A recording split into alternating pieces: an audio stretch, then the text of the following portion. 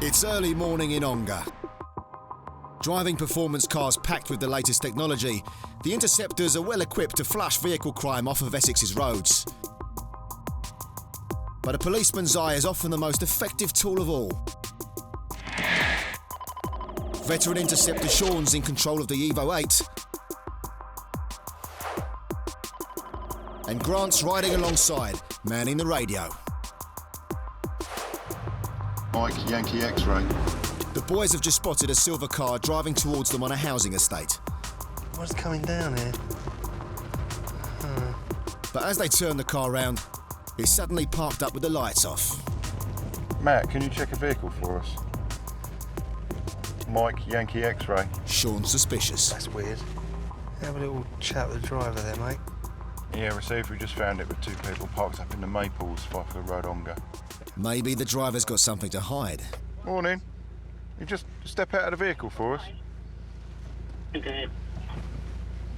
Is it your car? No, it's my cousin's car. Are you insured on it? No, I ain't, no. You're not? You are, but you're not driving, are you? None of us are. Right, okay, but we saw it here with the headlights on a minute ago. No, just drove around the corner, mate. They're staying in the flats. Oh, right, we saw the vehicle drive around the corner and then the headlights go off and you're the only two sitting in it. Yeah, because that's because they've gone in the flats. His missus Oh, has kicked us out. We've got to sleep in it. That's why the seat's back. Okay, where's the ignition key? He's saying they were just sleeping in the car. But Grant can smell something in the air. Have you been drinking? Yeah, I have. Yeah. You have. Oh, yeah, The headlights were on when we came up the road. The only person sitting in the driver's seat is you. Yeah, Where's the person who drove this vehicle here then? He's gone. Well, get him for me. I don't know where he is. Mate, He's gone.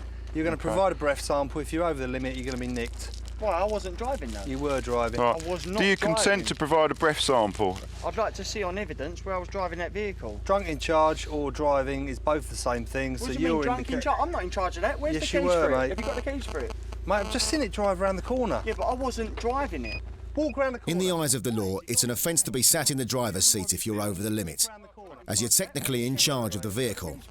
Fill your lungs with air and then blow out in the tube in one long, slow, continuous breath. Okay? That's insufficient volume. Most of your air didn't go in the tube, it went either side of it. I'll ask you again, take a deep breath in, fill your lungs with air, then place your lips tightly around the tube and blow out in a long, slow, continuous breath until I tell you to stop. As a sample because you think I'm driving that vehicle?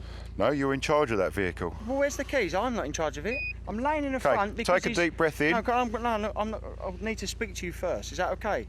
If I do that, can we speak on a level? I'm not being rude. I'm not being arrogant or nothing. Okay. I've got in the front. You can see the seat is laying back. Right. Because his missus has kicked us out. I'm laying in there for warmth. The person who's driving is gone. I'm just laying in there for warmth. Absolute rubbish, fella.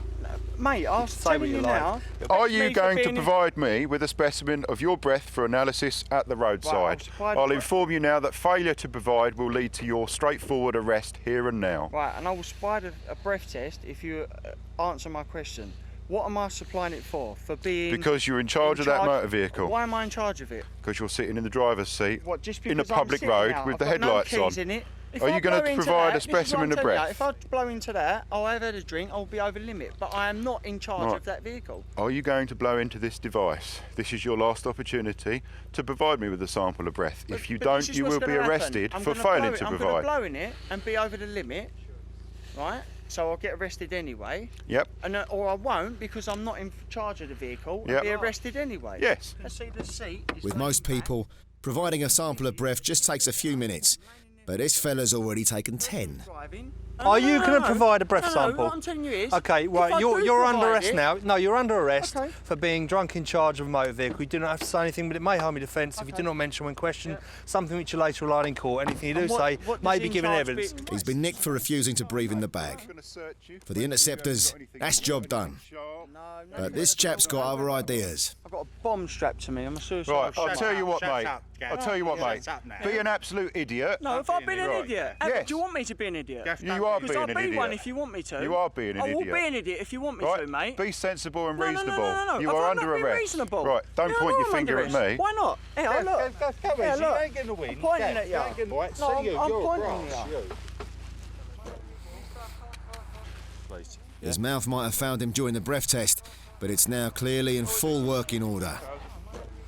It's pointless trying to struggle when the handcuffs are on. I'm trying to make it comfortable. They're not designed to be comfortable, are they? If they were designed to be comfortable, they'd be pink with a furry cover on them.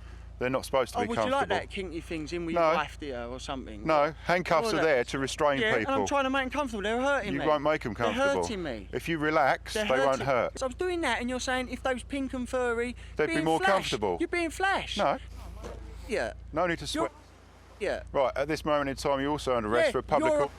Using threatening, insulting words of public place, likely to cause harassment, alarm, and distress. At school? You do not have to say anything, but it may harm your defence if you don't mention when questions. And anything you do say may be given evidence. Do you understand that? As Grant tries to calm the irate prisoner, Sean's found the car keys. He's chucked them behind his passenger seat when we've pulled up. And although he's been rumbled, he continues to fire unnecessary abuse at Grant. Sorry, I've turned my ears off. I'm not listening to you anymore. Hearing aid up. Under arrest for being drunk in charge of a motor vehicle. Whatever. You're also under a public order offence of threatening, insulting words of behaviour. Okay? I'm speaking to you normally. You wouldn't tell us what your name was. Saying about pink, but furry. Okay. You're under arrest and you're in enough trouble. Keep quiet. You're under caution, and everything you say can be used in evidence against you. So that's fine then. You idiot. That's fine. And as he continues to spread his words of wisdom, another police car arrives to take him to the nick. Morning. Morning. Am I going in that car? Yes. Are you going in there? I don't know. Hopefully not. Okay, take a seat in there for me. Watch your head as you get in. Yeah, well, I know it's getting in the car, mate. Let go and I'll get in. Let go and I'll get in. There you go then.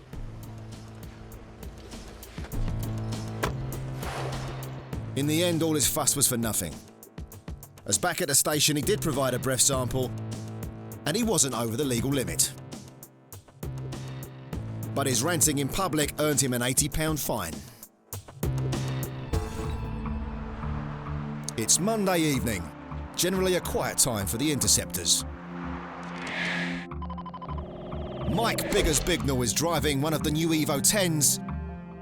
Sitting beside him for the evening is new Interceptor Andy Donaghy. The shift has only just started when Control reports news of a car crash only a few miles away. Yeah, we're currently Thurrock at this moment in time. We'll run to that, drink driver. Biggers puts his foot down. Basically, we had a call from a member of public who says there's a vehicle crashed into a parked vehicle.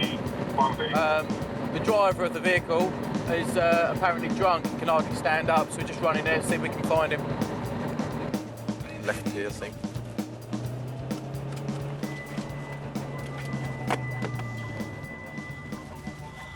It seems the driver of an Audi A3 was only metres from home when he crashed into a parked car. Luckily, no one was hurt. Whatcha? All right, mate. How you doing? Yeah, getting out. Excellent. You put your cigarette out for me. Yeah, no problem, mate. The driver is still on the scene and looks a little worse for wear. Excellent. What's your name, my good man? You stink of alcohol. How much have you had today? 4, 5. 4 or 5 pints. Right, anything else? Do you normally drink? Yes. You do. And would you class yourself as an alcoholic? Not quite sure, but I'm debating the point. Right, okie dokie. 4 or 5 pints today. Anything, shots or anything like that? Right, okay. What I'm going to do with you very, very quickly is do a couple of tests. All right? Right, yeah, fine. What we'll do is we'll use a line over here. So if you follow me. With no breathalyzer in the car, Biggers is going to test him the old-fashioned way. What I want you to do, very quickly. You want me to go across? No, what I want you to do is stand with your feet like that. Just put your left foot on the line first for me, on this line here. No, all right? No, that's all right. No. Just do it facing me. All right? And then what I want you to do is 9 heel-to-toe steps along the line. I'll demonstrate for you. Yeah, like this, right? With your arms down by your side, just walking down the line for me. Like that. Okay? Go on. Let's see if he can walk straighter than he can drive. Evidently not. Wasn't very good, was it? No. Right. He's failed that, but the next test is pretty straightforward. All I want you to do is bring the tip of your finger, and you'll do that. and then I'll say left, and you'll do that. So feet together, with your toes together. Here we're going well, aren't we? Right, I'll tell you what, we'll forget the toes together bit. Go on, give that a go. Put your arms up like that. Just like, no, like this, like I said to you. Right, tilt your head backwards. Right, shut your eyes. Right, shut your eyes. Your right hand. Yep, that'll be your right hand. I need you to bring it up to your nose like I told you to. Yeah, sorry, mate. Right. Yep. Right. And your left. Right. Okay, and your right again. Right. At the moment, you're under arrest. All right? For being unfit through drink or drugs. You understand that? Come and take a pew on our car. The bloke is in for a major hangover in the morning, but that's the least of his worries. Is it your car, mate? It's a company car. Company car. Ouch. That's going to be a painful conversation with the boss. And Andy has now discovered more damning evidence in the car. Didn't drink a lot of it. I don't know, I think probably drunk a little bit too much to drive. By the looks of that. I've done a very brief preliminary impairment test. We'll do a proper test back at the police station. Unfortunately, we haven't got a breath box with us today that I'm aware of. So we'll have to take him down to the police station, but he clearly is drunk. I think Andy's found quite a bit of vodka in the vehicle as well. Looks like 1.5 litre bottle. There's a fair proportion of it gone, so he's clearly intoxicated. Just come on, put yourself in the car. This guy's definitely better off taking a back seat. Mind your head, put your legs in first. Yeah.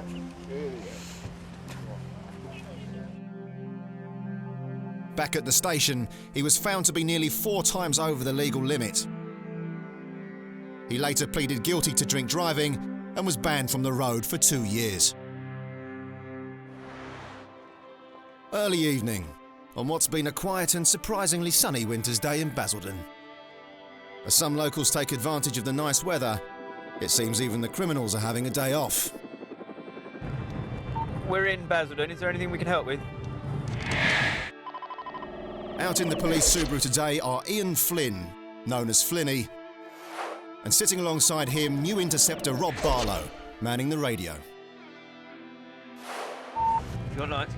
Yeah, straight up. All too soon, the peace is broken with the report of a driver in a 4x4 dangerously swerving all over the road. He has already ignored a local unit's attempts to pull him over. We're just trying to make ground to a vehicle that's failed to stop. I think it's a drink driver or concern for welfare, us it started off as. Down here. The cops hit the blues and head off in search of the wayward driver.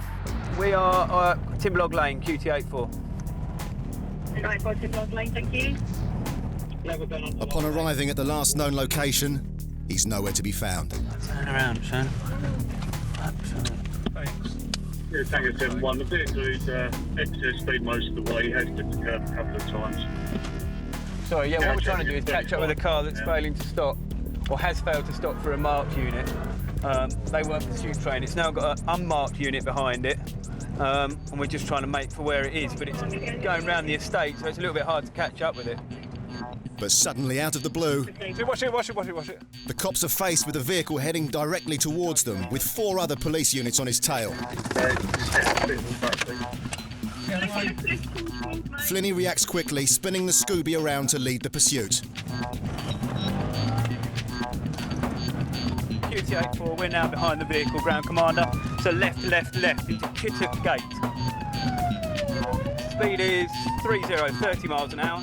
It's hardly high speed, but a large out-of-control off-roader could still cause major damage in such a built-up area. The vehicle is bulked by a slower moving vehicle in front, 10 miles an hour. Stop there. With traffic up ahead slowing the Shogun down, Rob decides to make a move. Go. He manages to smash the window, Hey, stop! but the driver's having none of it. Flinny has no option but to leave Rob chasing on foot. The situation has just become serious. Rob flags down another police vehicle, driven by new Interceptor Emily Freeman. Go. It's her first ever pursuit. The cops cut their blues and twos in an attempt to calm the driver. I've jumped out because it was going so slow to try and reach in. Managed to put the passenger window in. As I pulled the door open to try and get in next to him, he's just driven off at speed. So We haven't got a stinger in this car. that's all right, we'll get him in a sec. I'm confident. With Sergeant Russ Jardine arriving in the Evo, that's 3 Interceptor vehicles on his tail. But this is no ordinary pursuit. When Rob smashed the window, he noticed the driver was a middle-aged man in a suit. Clearly not your typical offender. And strangely, he is stopping for traffic lights. We'll go next to Russ, see what he wants to do. What do you want to do here? Not in that car. No? Rob and Emily find time to have a quick confab with the Sarge. But he doesn't want them using stop tactics in their new Ford Focus ST. We're in a brand new ST, which is only on trial. So ideally, we don't want to ride it off the Ford because they might not be too happy. Let Flinny go in front of us then. To avoid damaging the Ford, Flinny once again takes over as lead vehicle. Yeah, go on then. And up ahead, it seems like there's a surprise in store for the runaway driver. Sounds like we've got a stinger set up just up here. With the copper further up the road ready to puncture the Shogun's tyres with the stinger, hopefully the pursuit can be brought to a sudden end before someone gets seriously hurt. Rob, careful. Bizarrely, the driver once again stops at the traffic lights, and once again, Rob decides to make a move.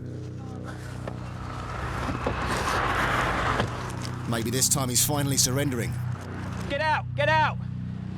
Get out! Get out of the car! Get out of the car!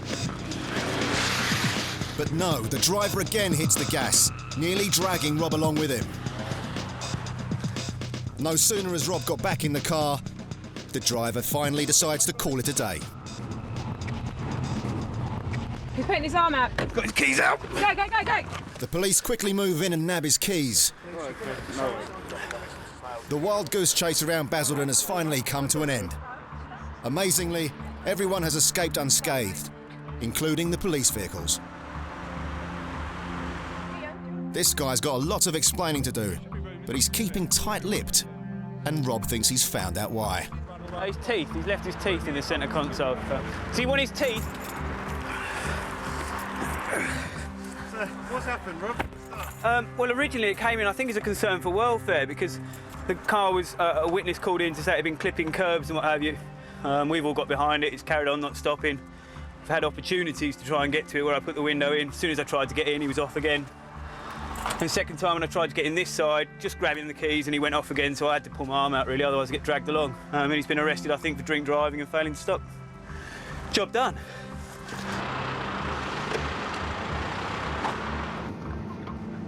For Emily, tonight's pursuit has been a valuable learning experience.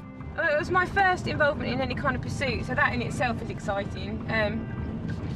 I've got quite a good working relationship with Rob, and when I saw him, I thought he'd been thrown from the car for a minute, and my heart jumped up into my throat because I thought he'd been injured, but he hasn't, so that's the most important thing. And we got him, so yeah, it's a really good, exciting job, so yeah, it's good. Back at the station, a breathalyzer test shows him to be 2.5 times over the legal limit. As he begins to sober up, he tells Interceptor Steve Sirrett that his irrational behaviour is down to the culmination of serious domestic problems. Things would always be worse, couldn't they? I'm so sorry about tonight, Steve. Don't worry, mate. I say we all make mistakes, don't we? We all do silly things from time to time. I wouldn't classify him as a criminal. He's got a history, but he's got his own share of problems as well. And I think they've come to a head today. So I think at the same time you've got to have a little bit of sympathy for him as well, because a lot of what he's doing is not really his fault. Get out of the car! For what can only be described as a balmy night in Basildon, he later received an 8-week suspended sentence and was banned from driving for 3 years. It's freezing cold in Essex, and the Interceptors are on night patrol. In the driving seat is Grant, with the heating full on. Next to him, and manning the radio, is undercover Interceptor Kirsty. They're following up a report of a robbery, and Grant knows an interesting late-night spot. There's a burger van up here that attracts all sorts of people in an old double-decker bus. Kirsty sees a car with 3 occupants that fit the profile. They're a bit sus, don't they? She tries the direct approach. Hello, lad, you all right? We've had a robbery in the area very recently at the garage. We tried, right? Was it you? It was a chip shop, was it? No, it wasn't a chip shop, no. Is it your car, is it? No, mother's car. Right? Whose car is it? Cousin of mine. Sorry? Cousin of mine. Right, okay. Well, we'll take all your details anyway. So, the car belongs to the bloke on the right's mum and the bloke on the left's cousin. Seems a bit fishy. Have you got any ID on you, any of you? Please? Meanwhile, Grant's been on the police database and got a full rundown on the vehicle. It's registered to a travellers camp nearby. Are you insured to drive this? Yeah. You on the insurance? Yeah. What's your name? Sorry? You're not listed on the insurance policy. So you're not insured. Where's the owner of it? The Interceptors are trying to get to the bottom of the story. These fellas are slippery. For a start, who's driving the car? Not driving. You're not driving?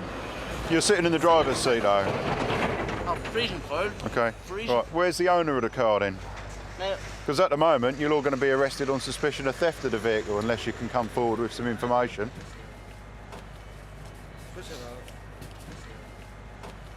Or you're more interested in your food? Right, okay, you're not particularly interested in telling us the truth then? About what? Well, who owns the car? How did the car get here? This lad's using his sandwich as an excuse to keep stum. Maybe he's hiding something. Have you had anything to drink this evening? You have? All right, put your food down then. I'm going to take a breath test from you. Have you done a breath test before? No. Never done one before. Okay, take a deep breath in and then blow out. Little bit harder than that. No. Straight away that's gone to fail, indicating 75 micrograms in 100 millilitres of breath. The legal limit for driving is 35. You were sitting in the driver's seat of the vehicle and the key was in the ignition. So at this moment in time I'm arresting you on suspicion of being drunk in charge of a motor vehicle on a public road. Okay, take a seat in there for me. A skinful of booze puts this young lad in the back seat, in handcuffs. On goes the Mondeo's child lock, and he still can't prove that he's got permission to drive the car. Okay. At this moment in time, I'm also arresting you on suspicion of having taken that motor vehicle without the owner's consent, which is basically stealing the vehicle. Okay, he's been... One down. But man number 2 is not happy with being filmed. Right, Don't assault the cameraman. No, follow me, no. Right, I'm here to explain to you your options. I swear to God. For someone who's camera shy, he's making a lot of noise. He leads the officers down the street away from the cars, while man number 3 stays by the police Mondeo. But I'm telling you this here now. At this moment in time, you are under arrest on suspicion of being carried in a motor vehicle without the owner's consent. Right, yeah. Don't walk away. Stand over there by the car. Don't struggle with me. Don't put your hands on me. You are under arrest. Stand there by the car and don't move. If you move again, I will take you down on the floor. Do you understand that? Just relax your arms and then it makes it a lot easier, doesn't it? The man's under arrest, but he won't let them put the cuffs on. He seems to be struggling a lot for what's a very minor matter. Stay on the floor! Right, get on the floor. Get... Right, just relax, okay? Get your arms behind your back. Right, I will release you. You will stand up calmly and relax. You will not struggle. You will not try and pull away from me. If you do, you'll go on the floor again. Okay? Right, get up. Get up, put your arm behind your back. So that's 2 men under arrest. But when they get to the Mondeo, the first lad is nowhere to be seen. Where's he gone then? And here's what's happened. With all the palaver, no one noticed the Mondeo's passenger door being opened from the outside. Now, who would do a thing like that? He was in the back of the car and then the other one was kicking off, so we were fighting with him. And I think maybe he's let him out or something because the child locks are on, so... What's your mate's phone number? The third man's still being slippery. Hey? They can't prove it was him that let his mate out of the car, but he can't give a straight answer either. Right, you were in this vehicle. Do you know the driver? No, I'm not sure. So you just get in a random vehicle, do you? Can I see your phone, please? The bloke says he doesn't know anyone. Guess who he's got on speed dial? It's in your phone, fella. I don't know. Well, you must know whose phone. 40 numbers on the phone, ring them. Kirsty puts in a call. Amazingly, the phone is picked up. Where are you? Like, if I were you, I'd tell us where you are, and then we'll come and collect you. It's the first time I've ever had a prisoner escape from me in 14 years of being in the police, so I'm a little bit annoyed about it. Not only that, he's got my handcuffs. Kirsty's in no mood for being messed around. After a quick rummage around the back of some bushes, the runaway is back in custody. He reckons he only slipped off for a quick tinkle. You're full of... You know fully well we've been looking for you. Get in there. He's not the only one Kirsty's nicked tonight. His mate who doesn't know him's in there too. And there's nobody left to let them out. Back at the nick, the lad is breathalyzed. Maybe he's hoping the toilet breakers lowered his alcohol levels. Okay. No such luck. He's over twice the legal limit. That's fine. It's come back showing 74 and 83. The legal drink drive limit in this country is 35 micrograms of alcohol. So the lowest reading, which is 74, is well over the legal drink drive limit in this country. Yes, certainly. I'll bring your blanket down.